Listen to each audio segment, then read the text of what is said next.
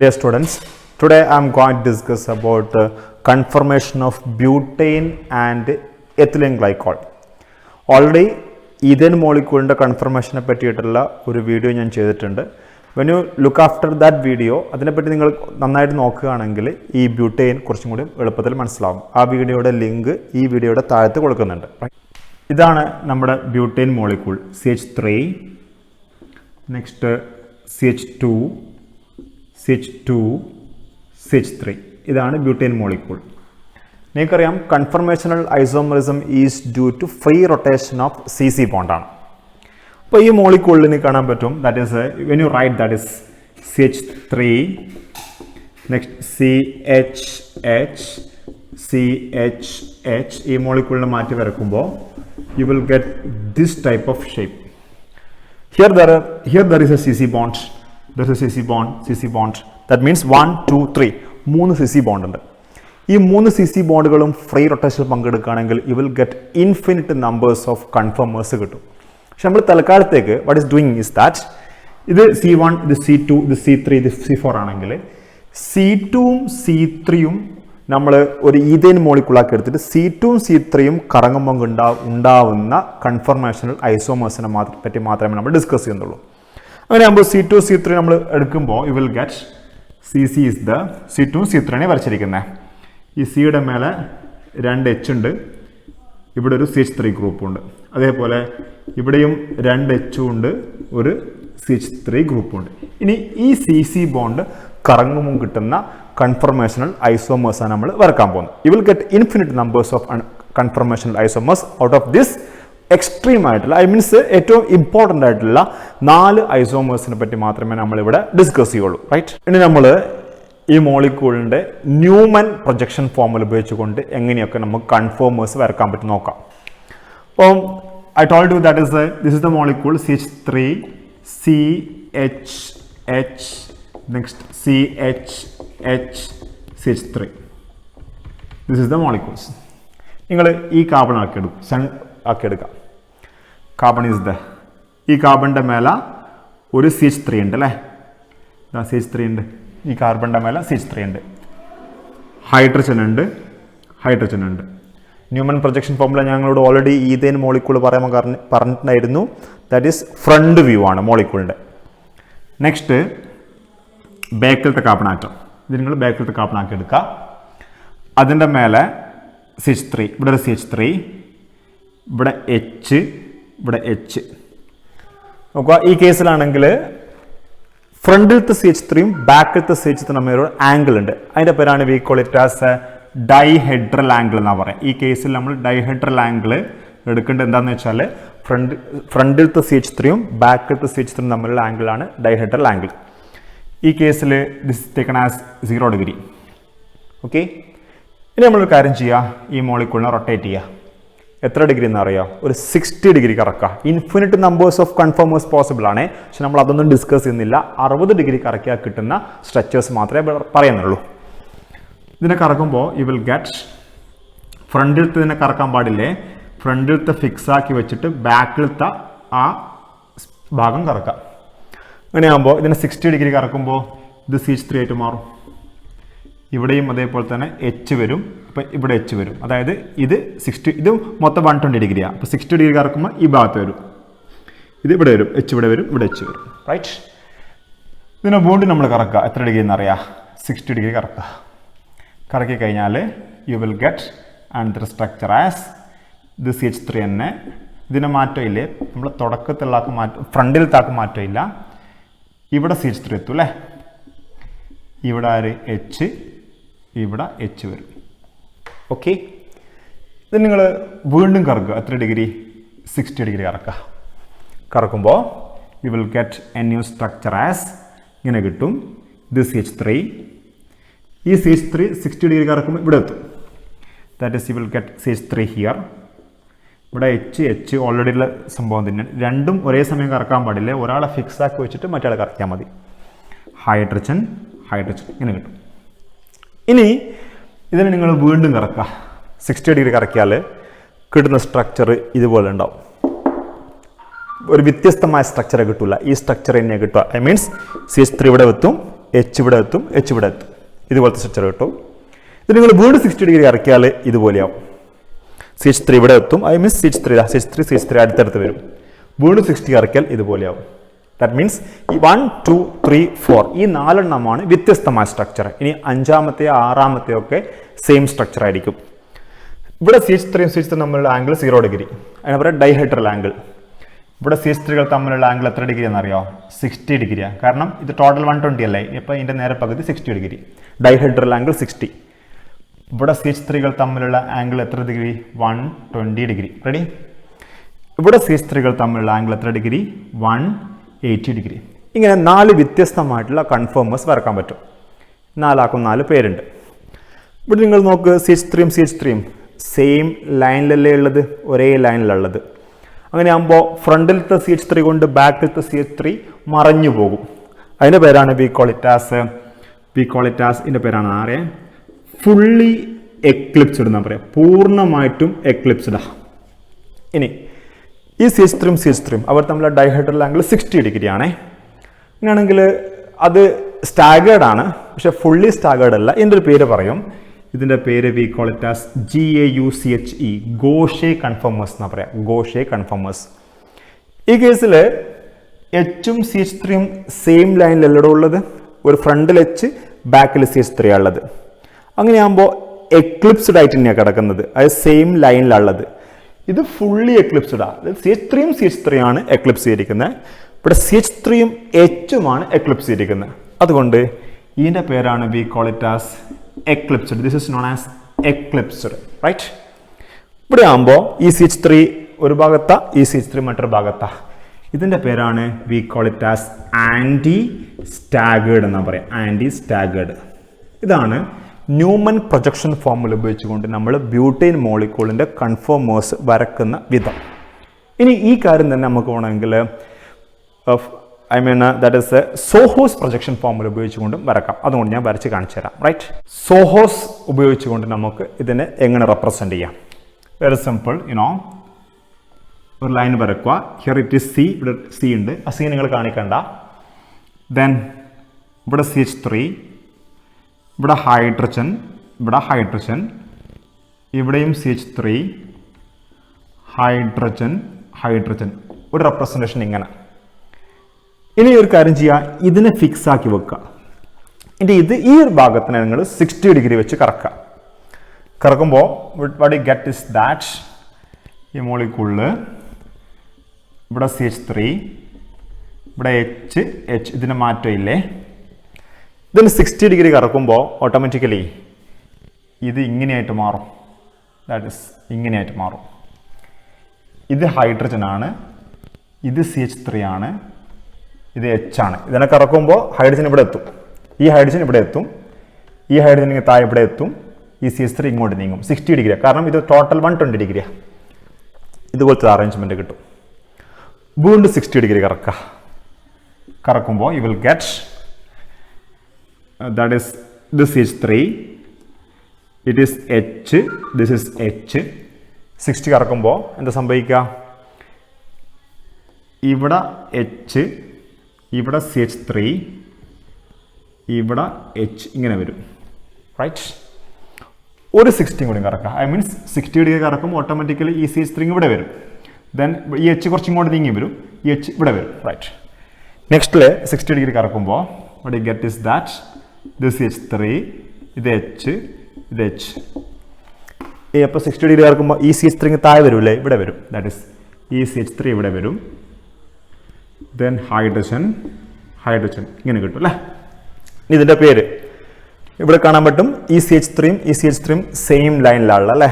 That is we call it as I already told you fully eclipsed. Right? ഈ കേസിലാണെങ്കിൽ ഈ CH3 തമ്മിൽ ഒരു CH3 ഇങ്ങനെ, മറ്റേ CH3 ഇങ്ങനെയുള്ളത് ഇങ്ങനെ. ദാറ്റ് ഇസ് അവർ തമ്മിലുള്ള ആംഗിൾ ഒരു 60 ഡിഗ്രിയിലാണ് ഉണ്ടാവുക. ഇതിൻ്റെ പേര് നേരത്തെ പറഞ്ഞിട്ടുണ്ടായിരുന്നു. That is we call it as what?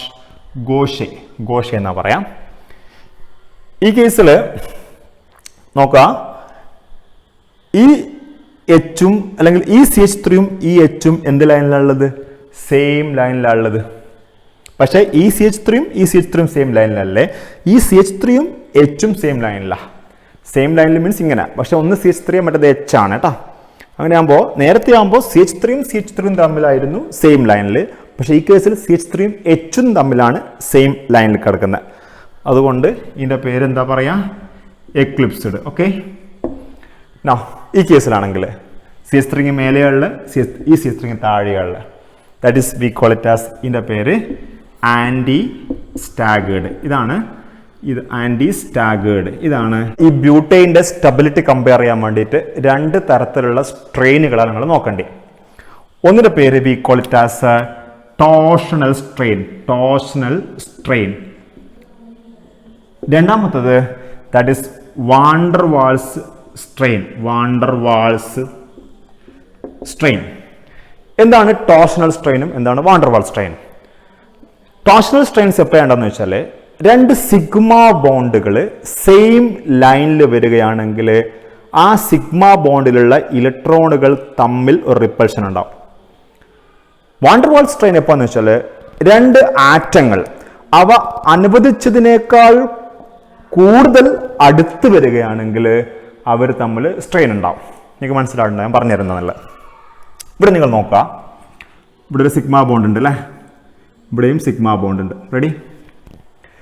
ഈ സിഗ്മ ബോണ്ടിൽ 2 ഇലക്ട്രോൺസ് ഉണ്ട്, ഈ സിഗ്മ ബോണ്ടിലും 2 ഇലക്ട്രോൺസ് ഉണ്ട്. നിങ്ങൾ നോക്ക്, ഈ സിഗ്മ ബോണ്ടും സെയിം ലൈനിലാണ് കിടക്കുന്നത്. ദാറ്റ് മീൻസ് അവർ ഇങ്ങനെ പാരലലായിട്ടാണ് കിടക്കുന്നത്. തീർച്ചയായിട്ടും ഈ സിഗ്മ ബോണ്ടിലെ ഇലക്ട്രോണുകളും തമ്മിൽ റിപ്പൽ ചെയ്യും. തൽഫലമായിട്ടുണ്ടാകുന്ന റിപ്പൾസിന്റെ പേരാണ് we call it as torsional strain എന്നാ പറയാം. ഇനി എന്താണ് വാണ്ടർവാൾ സ്ട്രെയിൻ എന്ന് വെച്ചാൽ രണ്ട് ആറ്റങ്ങൾ അനുവദിച്ചതിനേക്കാൾ കൂടുതൽ അടുത്തടുത്ത് വരിക. ദാറ്റ് മീൻസ് ഇവിടെ ഒരു CH3 ഉണ്ട്, CH3 ഉണ്ട്, ഇവിടെയും CH3 ഉണ്ട്. റെഡി? ഈ ഹൈഡ്രജൻ ആറ്റവും വളരെ അടുത്ത് വരും. രണ്ടും അങ്ങനെയാണ് അറേഞ്ച്മെന്റ് എങ്കിൽ അവിടെ ഇലക്ട്രോൺ ഈസ് ദ, ഇവിടെയും ഇലക്ട്രോൺ ഈസ് ദ.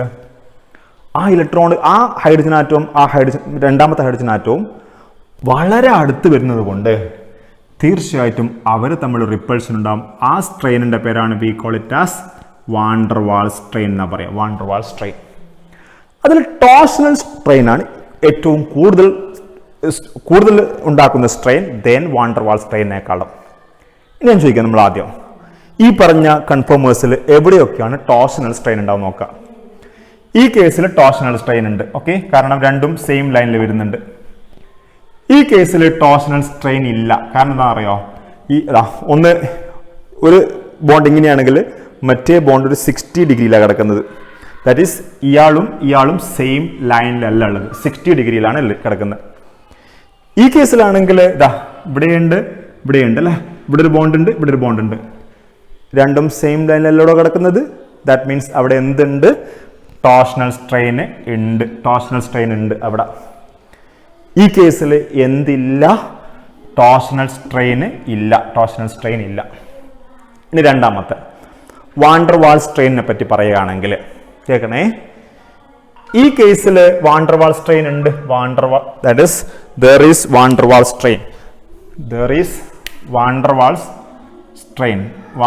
സ്ട്രെയിൻ ഇവിടെ ഉണ്ട്. അപ്പൊ TS ഉണ്ട്, ദാറ്റ് ഈസ് വാണ്ടർവാൾ സ്ട്രെയിനും ഉണ്ട്. ഈ കേസിലാണെങ്കിൽ ഈ CH3യും കുറച്ച് ദൂരത്ത് തന്നെയാണ് കിടക്കുന്നത്. കാര്യമായിട്ടുള്ള എന്നാലും ചെറിയൊരു വാണ്ടർവാൾ സ്ട്രെയിൻ ഉണ്ടാവും. ഈ CH3യും അത്രയും സ്ട്രോങ് ആയിട്ടുള്ള വാണ്ടർവാൾ സ്ട്രെയിൻ ഉണ്ടാവില്ല. I means very less. ഇപ്പൊ TS ഇല്ലേ, ഇപ്പൊ ലെസ് ആയിട്ടുള്ള എന്ത് സ്ട്രെയിൻ ഉണ്ട്, വാണ്ടർവാൾ സ്ട്രെയിൻ ഉണ്ട്. ഈ കേസിൽ ഈ CH3യും ഒരുപാട് ദൂരെയാണ് കിടക്കുന്നത്. അതുകൊണ്ട് അവിടെ കാര്യമായിട്ടുള്ള വാണ്ടർവാൾ സ്ട്രെയിൻ ഇല്ല. അപ്പോൾ there is no van der Waals strain ഇല്ല. റെഡി? ഈ കേസിൽ നിങ്ങൾ നോക്ക്, there is no TS, torsional strain ഇല്ല. മാത്രമല്ല ഈ CH3യും ഒരുപാട് ദൂരെയല്ലോ കിടക്കുന്നത്. ഒന്നങ്ങ് മേലോട്ടേക്കാണെങ്കിൽ മറ്റങ്ങ് താഴോട്ടേക്കാണ് കിടക്കുന്നത്. ഒന്ന് മേലോട്ടേക്കാണെങ്കിൽ ഒന്ന് താഴോട്ടാണ് കിടക്കുന്നത്. ഒരുപാട് ദൂരെയുള്ള അവിടെ വാണ്ടർവാൾ സ്ട്രെയിനും ഇല്ല, ഇവിടെ വാണ്ടർവാൾസ് സ്ട്രെയിനും ഇല്ല. നോ വാണ്ടർവാൾ സ്ട്രെയിനും ഇല്ല. അങ്ങനെയാകുമ്പോൾ ഈ കേസിൽ ഒരു തരത്തിലുള്ള സ്ട്രെയിനും ഇല്ല. ഒരു തരത്തിലുള്ള സ്ട്രെയിനും ഇല്ലെങ്കിൽ അതായിരിക്കുമല്ലോ most stable. Therefore we can say that ഏറ്റവും സ്റ്റേബിൾ ആയിട്ടുള്ള കൺഫർമർ ആരാണ്? ആൻറ്റി സ്റ്റാഗേർഡ് ആണ്. Anti staggered. ഇനി ലീസ്റ്റ് സ്റ്റേബിൾ നമുക്ക് എളുപ്പം കണ്ടുപിടിക്കാൻ പറ്റും. ഇതാ ഇവിടെയാ. ഓക്കെ, ഇവിടെ ടി എസും ഉണ്ട്, വാണ്ടർവാൾ സ്ട്രെയിനും ഉണ്ട്. അങ്ങനെയാകുമ്പോൾ അത് ലീസ്റ്റ് സ്റ്റേബിളാണ്. ദാറ്റ് ഈസ് ഏറ്റവും ലീസ്റ്റ് സ്റ്റേബിൾ ആരുമാണ്? ഫുള്ളി എക്ലിപ്സ്ഡ് ആണ് കേട്ടോ. ഫുള്ളി എക്ലിപ്സ്ഡാ. ഇനി ഇവന്മാരെയും കമ്പയർ ചെയ്യുമ്പോൾ പറയും, നിങ്ങൾ നോക്ക്, ഇവിടെ ടോർഷണൽ സ്ട്രെയിൻ ഇല്ല, ലെസ് വാണ്ടർവാൾ സ്ട്രെയിൻ. ഇവിടെ ടോർഷണൽ സ്ട്രെയിൻ ഉണ്ട്, വാണ്ടർവാൾ സ്ട്രെയിൻ ഇല്ല. ഞാൻ നിങ്ങളോട് പറഞ്ഞേക്ക് കൂടുതൽ സ്ട്രെയിൻ ഉണ്ടാക്കുന്നത് എന്ത് സ്ട്രെയിനാ? ടോർഷണൽ സ്ട്രെയിനാണ്. അപ്പോൾ ടോർഷണൽ സ്ട്രെയിനാണ് നമ്മൾ ഇമ്പോർട്ടൻസ് കൊടുക്കുന്നത്. ഇവിടെ ഇല്ല, ഇവിടെ ഉണ്ട്. അങ്ങനെയാകുമ്പോൾ ഇവിടെ ടോർഷണൽ സ്ട്രെയിൻ ഇല്ല എങ്കിൽ ഇതായിരിക്കുമല്ലോ കൂടുതൽ സ്റ്റേബിൾ ഇതിനേക്കാൾ. Therefore we can say that anti staggered കഴിഞ്ഞാൽ പിന്നെ ആരാണ് സ്റ്റേബിൾ? ഗോഷയാണ്. കാരണം അവിടെ ടോർഷണൽ സ്ട്രെയിൻ ഇല്ല. പിന്നെ സ്വാഭാവികമായിട്ടും ഇത് തന്നെയായിരിക്കും. That is eclipsed. ഇതാണ് ഇവന്മാരുടെ സ്റ്റെബിലിറ്റിയുടെ ഓർഡർ.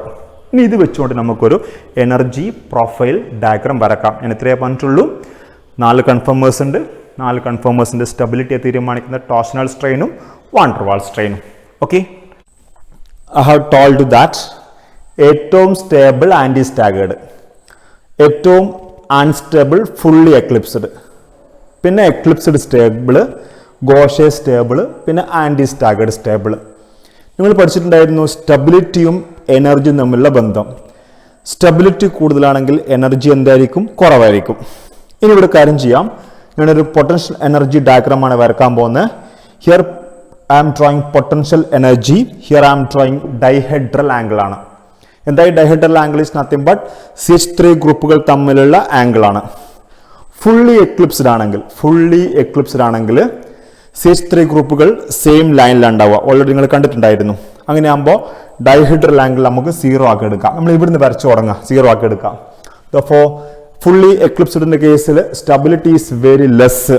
അപ്പോൾ energy is highest. This is the highest point in the graph. Highest point ഇത്.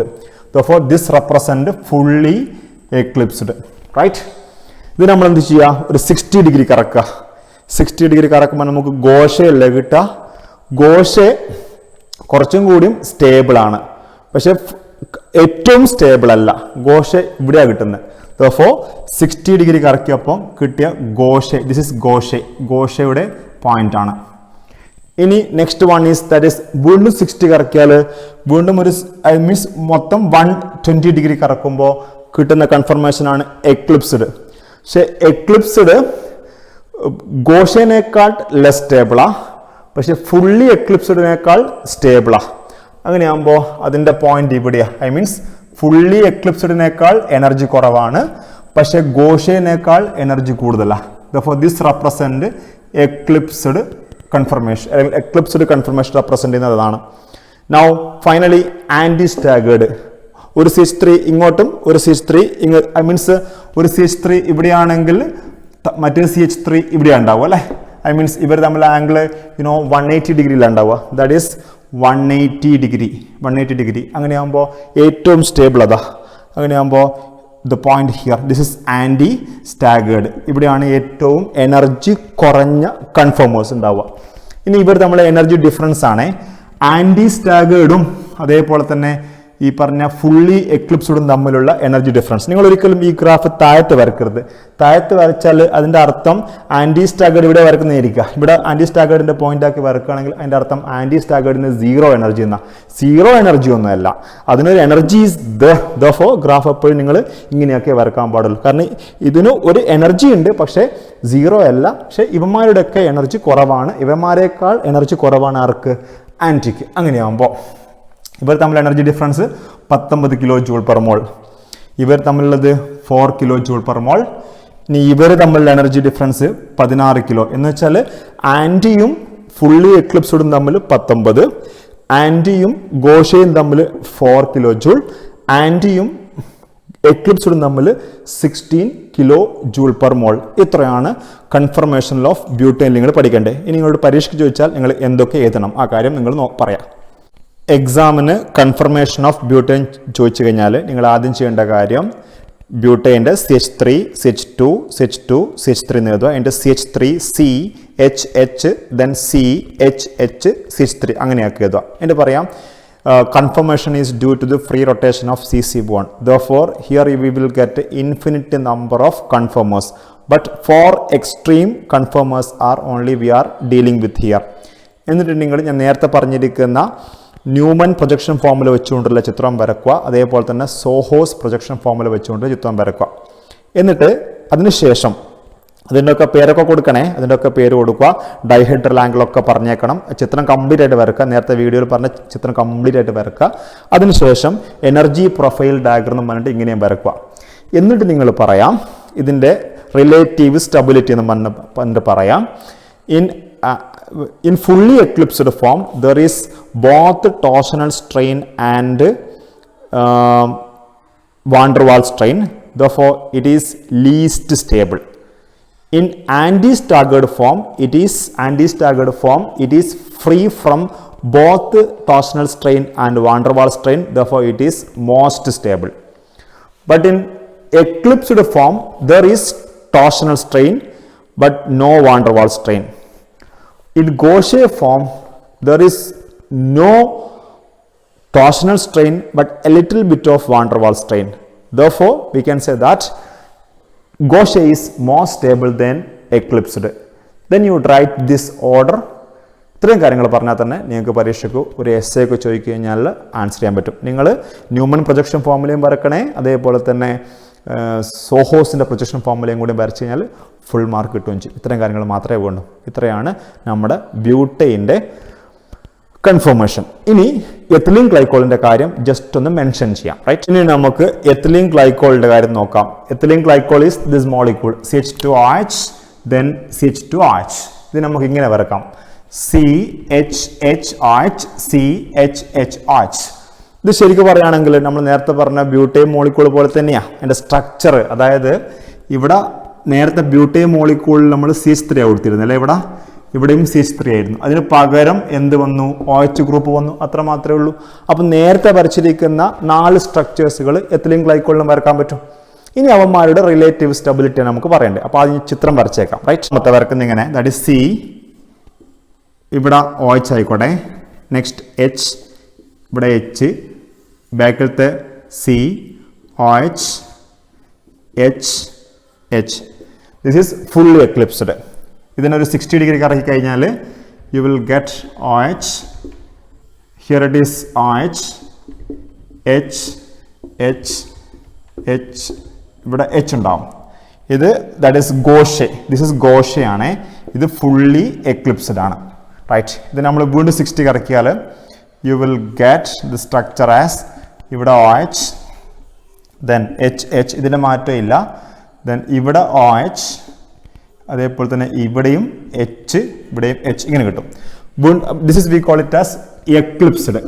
and finally you can write ഇവിടെ OH H H, താഴത്തെ OH, ഇവിടെ H, ഇവിടെയും H. അങ്ങനെയാകുമ്പോൾ നമ്മൾ സാധാരണ കേസിൽ ആൻറ്റി സ്റ്റാഗേർഡ് അല്ലേ ഏറ്റവും കൂടുതൽ സ്റ്റേബിളായിട്ട് പ്രതീക്ഷിക്കുന്നത്. പക്ഷേ ഈ കേസിൽ ആൻറ്റി സ്റ്റാഗേർഡ് അല്ല.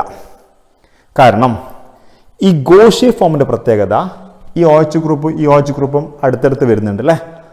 അങ്ങനെയാകുമ്പോൾ ഇവർ തമ്മിൽ ഒരു ഹൈഡ്രജൻ ബോണ്ടിങ് പോസിബിളാണ്. അപ്പം നിങ്ങൾ ചോദിക്കും ആ ഹൈഡ്രജൻ ബോണ്ടിങ് ഇവിടെ ആയിക്കൂടെയെന്ന്. ഇവിടെ ആകുമ്പോൾ ഈ അത് ഹൈഡ്രജൻ ബോണ്ടിങ് ഫോം ചെയ്യണമെങ്കിലും ഒരു കണ്ടീഷൻ ഉണ്ട്. അപ്പോൾ എക്സും വൈയും തമ്മിൽ ഹൈഡ്രജൻ ബോണ്ടിങ് ഫോം ചെയ്യണമെങ്കിൽ എക്സും വൈയും തമ്മിൽ ഒരു പെർട്ടിക്കുലർ ഡിസ്റ്റൻസിലായിരിക്കണം. ആ ഡിസ്റ്റൻസിനേക്കാൾ ദൂരത്തേക്ക് പോവുകയോ അല്ലെങ്കിൽ ആ ഡിസ്റ്റൻസിനേക്കാൾ അടുത്ത് വരികയോ ചെയ്യുകയാണെങ്കിൽ ഹൈഡ്രജൻ ബോണ്ടിങ് ഫോം ചെയ്യാൻ പറ്റൂല. ഈ കേസിൽ OH ഗ്രൂപ്പ് അനുവദനീയമായിരിക്കുന്ന ഡിസ്റ്റൻസിനേക്കാൾ അടുത്താണ് കിടക്കുന്നത്. അതുകൊണ്ട് ഈ OH ഗ്രൂപ്പും ഈ OH ഗ്രൂപ്പും തമ്മിൽ ഹൈഡ്രജൻ ബോണ്ടിങ് പറ്റൂല. ഈ കേസിൽ OH ഗ്രൂപ്പും ഇവർ തമ്മിലൊരു 60 ഡിഗ്രിയിലൊക്കെ ഉള്ളത്. പക്ഷേ 60 കുറച്ച് മാറുമ്പോൾ 65ൻ്റെ അടുക്കൊക്കെ വരും. എനിവേ ഈ OH ഗ്രൂപ്പും ഒരു ഹൈഡ്രജൻ ബോണ്ടിങ് ഫോം ചെയ്യാൻ എത്ര ഡിസ്റ്റൻസിലാണോ വേണ്ടത് അതിൻ്റെ ആപ്റ്റ് ആയിട്ടുള്ള ഡിസ്റ്റൻസിലാണ് കിടക്കുന്നത്. അതേസമയം ഈ OH ഗ്രൂപ്പും ദൂരം വല്ലാതെ കൂടിപ്പോയിക്ക്, ആ ഡിസ്റ്റൻസ് വല്ലാതെ കൂടിപ്പോയിട്ടുണ്ട്. ഇവിടെയാണെങ്കിലും ഡിസ്റ്റൻസ് ഒരുപാട് കൂടിയിട്ടുണ്ട്. അങ്ങനെയാകുമ്പോൾ ഇവിടെ മാത്രമേ ഹൈഡ്രജൻ ബോണ്ടിങ് പോസിബിൾ ആവുള്ളൂ. Therefore, we can say that സാധാരണ നമ്മൾ ബ്യൂട്ടൈൻ്റെ കേസിൽ ആൻറ്റി സ്റ്റാഗേർഡ് ആയിരുന്നു ഏറ്റവും സ്റ്റേബിൾ എന്ന് പറഞ്ഞേ. പക്ഷെ ഈ കേസിൽ ഏറ്റവും സ്റ്റേബിൾ ഗോഷയായിരിക്കും. അത് കഴിഞ്ഞാൽ പിന്നെ ആൻറ്റി സ്റ്റാഗേർഡ്, പിന്നെ എക്ലിപ്സ്ഡ്, പിന്നെ fully eclipsed. It is because in ഗോഷെ form hydrogen bonding is possible. ഇത്രയാണ് നിങ്ങൾ എത്തിലീൻ ഗ്ലൈക്കോളിൻ്റെ കാര്യത്തിൽ നിങ്ങൾ അറിഞ്ഞിരിക്കേണ്ടത്. ഓക്കെ.